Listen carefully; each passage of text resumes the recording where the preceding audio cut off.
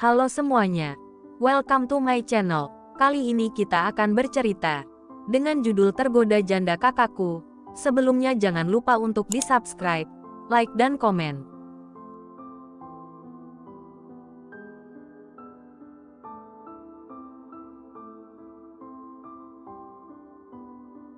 Episode 8, Cemburu. Sementara itu, Arga sedang berjalan melewati depan supermarket. Dia melihat Anjani sedang bercakap-cakap dengan pria lain. Hati Arga berdesir marah. Wanita yang baru saja menjadi istrinya berani menggoda pria lain. Brengsek. Akan kuajarkan padamu agar menyesal sudah menjadi istriku. Bisik Arga dengan amarah. Tangan terkepal kuat menahan kemarahan di dalam hatinya. Anjani terpaksa menggunakan taksi agar ibu dan adiknya tidak mengetahui situasinya yang sesungguhnya. Meskipun sebenarnya ia ingin menggunakan angkutan umum demi menghemat biaya, namun akhirnya ia memutuskan untuk naik taksi agar bisa sampai ke rumah ibunya dengan cepat. Assalamualaikum, sapa Anjani dengan senyum hangat ketika melihat ibunya sibuk melayani pelanggan di warung nasinya. Rasa rindu terasa mengalir di samping orang-orang yang sungguh menyayanginya. Dharma, cucu nenek, sambut sang ibu sambil berjalan cepat mendekati mereka berdua. Anjani langsung memeluk ibunya dengan erat, seakan ingin membagikan semua beban yang ia hadapi. Tak terhindarkan, air mata mulai mengalir. "Loh, kok malah menangis?" kata Ningsih, ibu Anjani, sambil mengambil cucunya dari gendongan Anjani dan menciumi pipi gembul Dharma dengan penuh kasih. Anjani hanya merindukan ibu dan Randika. "Bu, kok sepi di rumah? Di mana Randika?" "Randika sedang di bengkel sebentar, lalu pergi kuliah. Dia pasti pulang sore. Kok naik taksi ke sini?" "Nak, bagaimana dengan Arga?" tanya Sri yang menanyakan menantunya. "Cek, dia sibuk terus, Bu. Sepertinya pekerjaannya lebih ia cintai daripada Anjani." Anjani berusaha pura-pura merajuk di depan ibunya, berusaha mengalihkan perhatian. Namun, dalam hati Anjani, ia tahu bahwa perasaan kesepian dan kecewa terus menghantuinya. Ningsih hanya tersenyum mendengar perkataan putrinya, merasa senang melihat betapa bahagianya Anjani. Keputusan Anjani untuk menikahi adik dari suaminya ternyata tidak salah. Anjani memutuskan untuk menginap di rumah ibunya. Dia ingin memberitahu Arga, tapi sayangnya dia tidak memiliki nomor ponsel suaminya. Dan tentu saja, Anjani yakin bahwa Arga tidak akan merasa cemas atau khawatir tentang mereka. Dharma tertidur bersama neneknya, Ningsih. Ia mengatakan kepada Anjani bahwa ingin tidur bersama cucunya. Sementara itu, Anjani duduk di ruang tengah sedang mengupas bumbu untuk persiapan berjualan esok hari, sambil menonton televisi. Randika mendekati kakaknya dan duduk di depannya. Randika adalah adik yang selama ini bekerja keras untuk keluarga ini. Kamu belum tidur, Dik? Aku pikir kamu sudah tidur," kata Anjani. "Randika baru saja menyelesaikan tugas kuliah," jawab Randika. "Jangan terlalu lelah di bengkel, Dik. Kamu harus lebih fokus pada kuliah. Aku ingin kamu sukses," kata Anjani dengan penuh perhatian. "Kesuksesan Randika bagiku adalah melihat ibu dan Mbak Anjani bahagia. Itu saja yang penting bagiku," kata Randika dengan tulus. Anjani mencoba tersenyum meski hatinya merasa tersentuh oleh perkataan adiknya. Namun, kebahagiaan adalah sesuatu yang terasa semakin jauh baginya. Keputusannya untuk menikahi Arga, yang pada awalnya dia pikir akan menjadi penyelamannya dan sekarang justru menjadi penderitaan. Bahagia, kan?" tanya Randika. "Bicara apa, Dik?" "Tentu saja aku bahagia. Mas Arga sangat baik dan perhatian. Seperti Mas Chandra yang sangat mencintai kita," ujar Anjani berbohong dengan berusaha tersenyum. Bisa berpura-pura bahagia di depan ibu, tapi tidak di depan Randika." Tiba-tiba, jawaban tajam dari Randika membuat Anjani terkejut. Meski begitu, Anjani mencoba menjaga ketenangan. Randika memang sangat cerdas dan peka, sehingga sulit baginya untuk berpura-pura di depan adiknya. Sejak lama, hubungan mereka berdua telah tumbuh sangat erat hingga tak ada rahasia antara mereka. "Apa sih, Dik? Jangan mikir yang aneh-aneh. Ayo tidur. Besok pagi kamu harus pergi ke bengkel kan?" kata Anjani. "Baiklah, Mbak juga jangan terlalu lama menonton TV. Besok pagi, Mas Arga akan menjemput kita, kan?" Randika mencoba menggoda Anjani, ingin mendengar jawaban dari kakaknya. Belakangan ini dia sangat sibuk, Dik. Aku nggak ingin merepotkan dia. Randika hanya mengangguk, tapi terdengar suara desahannya.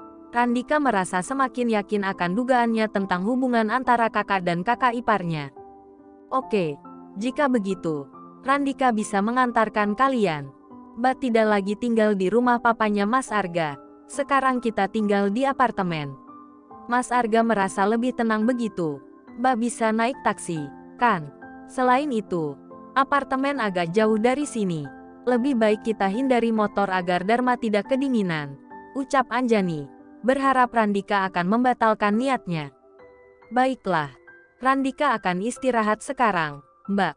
Anjani menghela nafas lega mendengar Randika mengalah, dan akhirnya mengucapkan, selamat istirahat, Randika. Anjani memikirkan keputusannya sejenak, berusaha keras untuk menjaga agar Randika dan ibunya tidak mengetahui situasinya yang sebenarnya. Dia masih memiliki keyakinan bahwa suatu hari Arga akan berubah. Arga, pada malam itu, pulang ke apartemen dengan marah. Dia membanting apapun yang bisa dijangkau, melemparkannya ke tembok dan merusak ruang tamu. Dugaannya ternyata benar. Anjani tidak ada di rumah karena bersama dengan pria yang dilihatnya tadi siang, duduk bersama dengan istrinya. Perempuan hina ini, bagaimana bisa kau mengkhianatiku seperti ini? Jika dulu kau bisa membohongi Chandra, tapi sekarang aku takkan membiarkanmu. Aku akan membuatmu menderita di sini. Anjania melati. Hati Arga sangat terluka melihat Anjani tertawa dengan bebas di depan lelaki lain. Bahkan Dharma pun terlihat sangat bahagia di pelukan orang asing itu. Entah mengapa hal-hal yang sebelumnya diabaikannya bisa begitu menyakitkan hatinya. Arga sangat tidak suka melihat Anjani bahagia bersama pria lain. Setibanya di apartemen, Anjani terkejut melihat ruang tamu dalam keadaan berantakan. Barang-barang pecah berserakan dan ruangan terlihat kacau. Anjani berjalan hati-hati untuk tidak menginjak pecahan kaca yang tersebar di lantai. Sebelum membersihkan kekacauan itu, Anjani membaringkan putranya yang tertidur di dalam taksi tadi. Kemudian, dia mulai mengumpulkan pecahan kaca yang berserakan.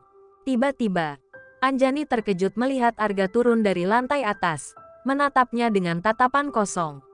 Anjani berdiri dan meletakkan sapu bersihnya. Mas Arga, kau tak berpikir bahwa aku akan pulang.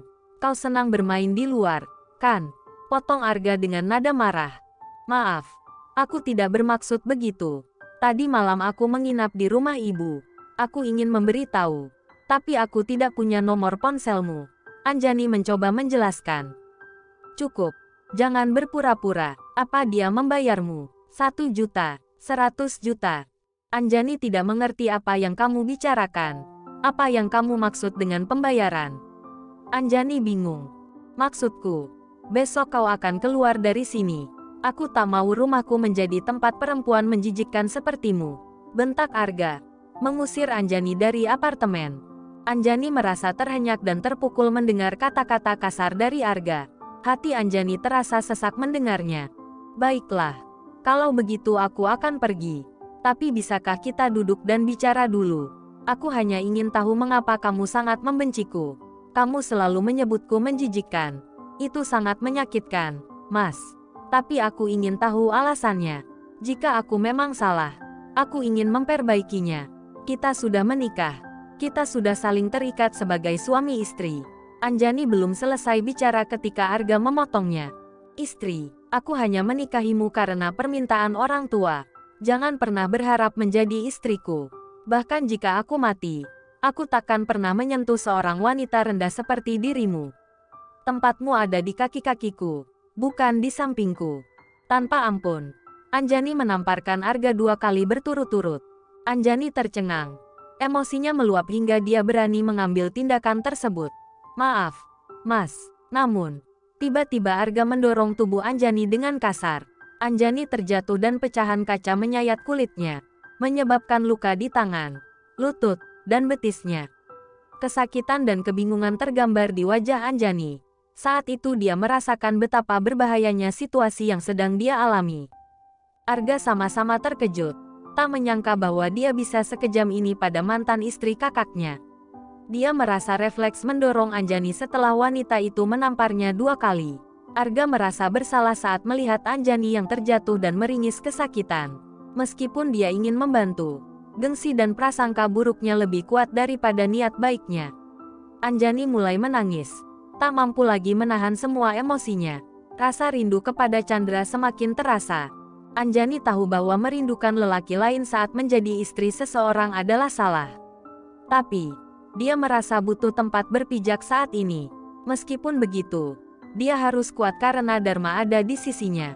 Anjani telah berjanji di depan pusara Chandra untuk menjaga putra mereka dengan baik. Dia merasa harus menjadi ayah dan ibu bagi Dharma. Aku akan pergi dari sini, seperti yang kau inginkan. Tapi berikan aku 3 hari. Aku akan menghilang dari sini dalam waktu 3 hari. Anjani berkata, melemahkan langkahnya menuju kamar Dharma. Melihat putranya adalah satu-satunya hal yang mampu menguatkan hatinya. Sementara itu, Arga masih terdiam, menyesal dengan perbuatannya. Dia tak menyangka bisa sekejam itu pada seorang wanita. Matanya tertuju pada lantai yang dipenuhi tetesan darah Anjani. Arga merasa telah melewati batasnya kali ini. Ia menghubungi seorang teman yang merupakan dokter di perusahaannya agar segera datang ke apartemen. Arga juga memesan jasa pembersihan untuk membersihkan kekacauan yang ia timbulkan. Tidak lama kemudian, seorang wanita berjaket putih datang ke apartemen. "Siapa yang terluka? Kamu yang terluka?" tanyanya sambil memeriksa Arga. "Bukan aku.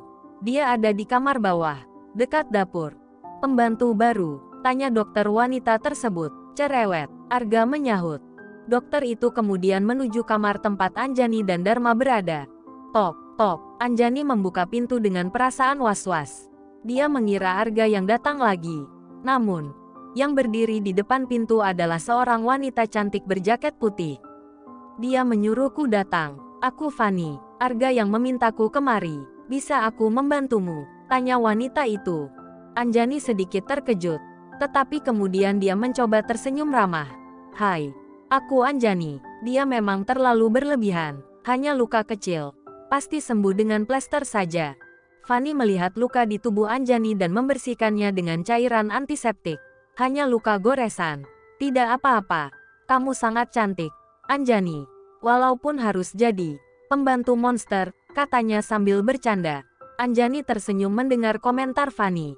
Meskipun dalam hatinya dia merasa terluka karena merasa hanya dianggap sebagai seorang pembantu di rumah ini.